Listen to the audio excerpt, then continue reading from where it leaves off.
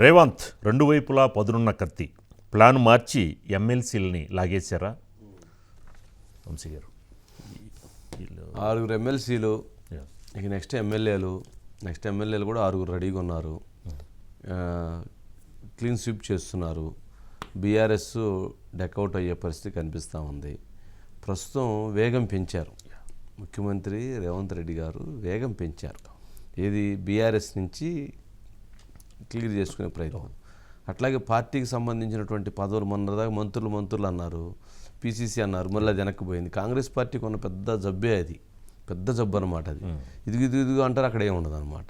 అంటే ఆ పార్టీ అది నాయకత్వం వాటిని అంటే డెసిషన్ తీసుకోకపోయినా పర్వాలేదు, నానుస్తాము, కానీ కొంచెం లేట్ అయినా కానీ సరైన నిర్ణయం తీసుకుందాం అనుకుంటారు. అది సరైన నిర్ణయం కాదు, అది ఎందుకంటే పెద్ద బోల్తాబడే నిర్ణయం అవుతుంది. సరే, మొత్తానికైతే వాళ్ళు వెళ్ళి ఒక 6 ఎమ్మెల్సీలు అయితే అయిపోయారు.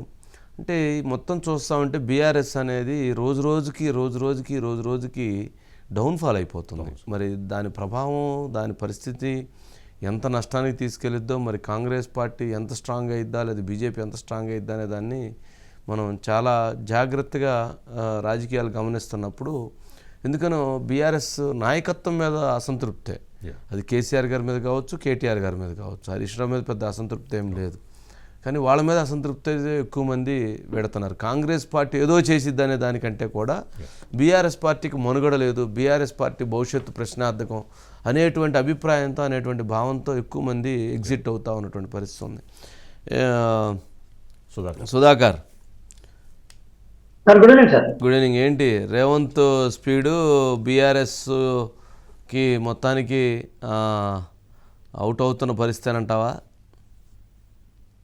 అంతే సార్, ముఖ్యమంత్రి రేవంత్ రెడ్డికి ఇంతకుముందు మీరు అన్నట్టు రెండు వైపులా కత్తికి రెండు వైపులా పదునేలాగో, అంటే నాణానికి బొమ్మ బొరుసు ఎలాగో అలాగా ప్రవర్తిస్తూ ముందుకు పోతున్నాడు. రాజకీయంగా ఆయన ఊహాత్మకంగా అడుగులేస్తున్నాడు. ప్రత్యర్థి పార్టీ దృష్టి అంత ఒక దగ్గర ఉంటే మరో చోటు నుంచి ఆయన పని కాల్చిపోతున్నాడు సార్. మొదటి నుండి అందరూ అనుకుంటున్నారు హైదరాబాద్, రంగారెడ్డి, మెదక్ ఈ 3 జిల్లాలకు సంబంధించిన ప్రజాప్రతినిధులు, బీఆర్ఎస్ ప్రజాప్రతినిధులు కాంగ్రెస్ పార్టీలో చేరడానికి సిద్ధంగా ఉన్నారు. ఏ క్షణాన్నైనా వారు కాంగ్రెస్ పార్టీలో చేరతారని అందరూ భావిస్తున్న నేపథ్యంలో ఆయన టక్కున తన వ్యూహాన్ని మార్చుకుని వచ్చి ఆయన నిజామాబాద్, కరీంనగర్, వరంగల్ ఈ 3 జిల్లాల నుంచి 3 ఎమ్మెల్యేలు, ఖమ్మం జిల్లా నుంచి 1 ఎమ్మెల్యే ఉంది, అదేవిధంగా రంగారెడ్డి నుంచి కాళే యాదయ్యను, ఇలా ఒక్కొక్క జిల్లా నుంచి ఒక్కొక్క ఎమ్మెల్యేలు చేర్చుకుంటూ వస్తున్నారు. ఇప్పటికీ ఇంకా హైదరాబాద్, రంగారెడ్డి, మెదక్ సంబంధించిన ఎమ్మెల్యేలను ఇంకా ముట్టుకోలేదు. వారు ఒక్కసారిగా వస్తే గంపగుత్తగా చాలా మంది ఎమ్మెల్యేలు వచ్చి జైన్ అవుతారని అందరూ భావిస్తున్నారు. ఇలా బీఆర్ఎస్ దృష్టి అంతా ఎమ్మెల్యేల పై నుండి వారిని మెత్తపరిచి, అంటే నయానో భయానో వారు బుజ్జగించి ఇదే పార్టీలో ఉండండి, ఒకవేళ పార్టీ మారితే ఇబ్బందులు ఉంటాయి, అనార్హత వేటుపడుతుంది, ఏదో వారికి సంబంధించిన వ్యవహారం చెప్పుకుంటూ పార్టీలో ఉండాలని బతిమాడుతున్న సమయంలో ఒక్కసారిగా 6 ఎమ్మెల్సీని తీసుకుపోయి కాంగ్రెస్ పార్టీలో చేర్చుకున్నారు. అది కూడా ముఖ్యమంత్రి రేవంత్ రెడ్డి ఫ్లైట్ లేట్ అయి హైదరాబాద్ కు సుమారు అర్ధరాత్రి 1 గంట ప్రాంతంలో వస్తే అప్పటి వరకు కూడా ఎమ్మెల్యేలు అందరూ వెళ్ళి ముఖ్యమంత్రి రేవంత్ రెడ్డి హైదరాబాద్ లో రేవంత్ రెడ్డి ఇంట్లో ఉండి ఆయన వచ్చిన తర్వాత కండువ కప్పుకొని వెళ్ళిపోయారు. అంటే రేవంత్ రెడ్డి అనే ఒక రాజకీయ నాయకుడు ఎంత చాణక్యంగా వ్యవహరిస్తున్నారు, రాజకీయంగా ఎంత వ్యూహాత్మకంగా ముందుకు పోతున్నారని ఇక్కడ చూడాల్సిందే సార్. ఎందుకంటే పార్టీ మారతారనే ఎమ్మెల్యే పైన నిఘా ఎక్కువగా ఉంటుంది. నిఘా ఉండి వారిని పార్టీ మారకుండా చేస్తున్నారనే నేపథ్యంలో అక్కడ నుండి దృష్టి మారొచ్చి మరో చోటుకు వెళ్తున్నారు. ఎవరు ఊహించారు పోచారం శ్రీనివాసరెడ్డి నిజామాబాద్ జిల్లాకు సంబంధించిన ఎమ్మెల్యే బీఆర్ఎస్ లో చేరుతారని, కానీ ఆయన చేసుకున్నారు. అదేవిధంగా సంజయ్ జగిత్యాల ఎమ్మెల్యే సంజయ్ పార్టీ మారతారని ఎవరు ఊహించారు? కాదు సుధాకర్, కేటీఆర్ కు కేసీఆర్ కు ఎవరైతే బీఆర్ఎస్కి బ్యాక్ బోన్ అనుకున్నారో ఆ బ్యాక్ బోన్స్ అనుకున్న వాళ్ళే ముందు వరుసలో వచ్చేసి వాళ్ళే కాంగ్రెస్ పార్టీ తీర్థం తీసుకుంటున్నారు. ఏంటి సార్, ఎవరైతే కేసీఆర్ కి అత్యంత సన్నిహితులో, ఒకవేళ ఎవరు పార్టీ మారినా వీరు మారరు అని చెప్పుకుంటూ వస్తున్నామో వారిని చేర్చుకోవడం ద్వారా బీఆర్ఎస్ నైతిక స్థైర్యం ఉంటుందో ఆ స్థైర్యాన్ని దెబ్బతీస్తున్నారు రేవంత్ రెడ్డి.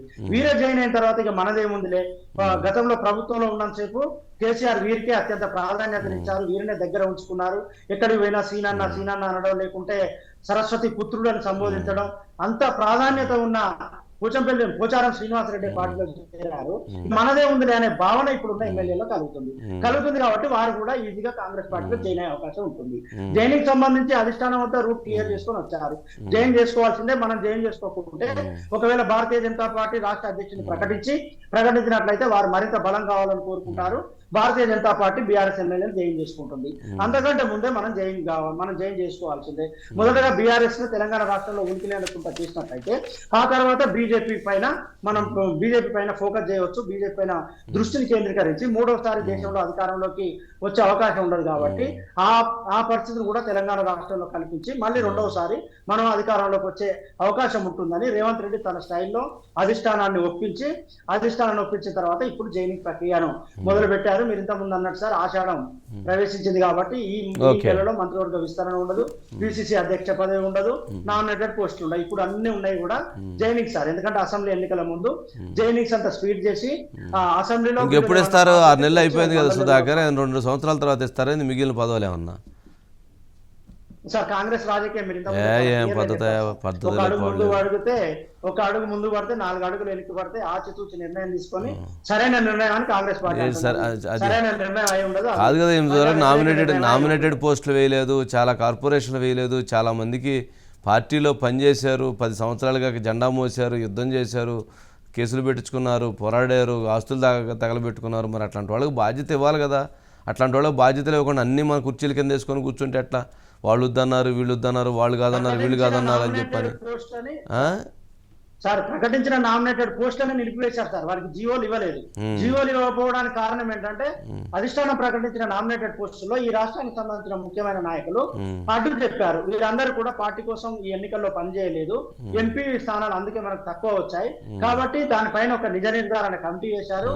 ఆ కమిటీ రిపోర్ట్ వచ్చిన తర్వాత దాన్ని అధ్యయనం చేసిన తర్వాత ఏదైతే నామినేటెడ్ పోస్టులు ప్రకటించారో వారికి జీవోలు ఇవ్వాలా వద్దా, లేకుంటే ఏమైనా మార్పులు చేర్పులు చేయాలా వద్దా అనే దానిపైన ఇప్పుడు అధిష్టానం కసరత్తు చేస్తుంది. కాబట్టి ఇంకా ప్రకటించిన నామినేటెడ్ పోస్టులకే జీవోలు రాలేదు. కొత్త నామినేటెడ్ పోస్టులకి ఎప్పుడు వస్తాయి అనే ఒక నైరాశ్యం నిస్పృహ కాంగ్రెస్ పార్టీ ద్వితీయ శ్రేణిలో నెలకొంది. Okay, right Sudhakar. ఏదో ముందు పదవులు ఇస్తే పాపం పని చేసుకుంటారు, కానీ అన్యాయం పాపం. పదవులు పనిచేసిన వాళ్ళందరికీ పదవులు ఇవ్వకుండా ఆడ పెట్టేసి ఎవరైతే వాళ్ళెవరో మాకు పదవులు వచ్చినాయి కదని చెప్పి వీళ్ళపాటికి వీళ్ళు తిరుగుతూ ఉంటే వాళ్ళ పదవుల సంగతి ఏంటి?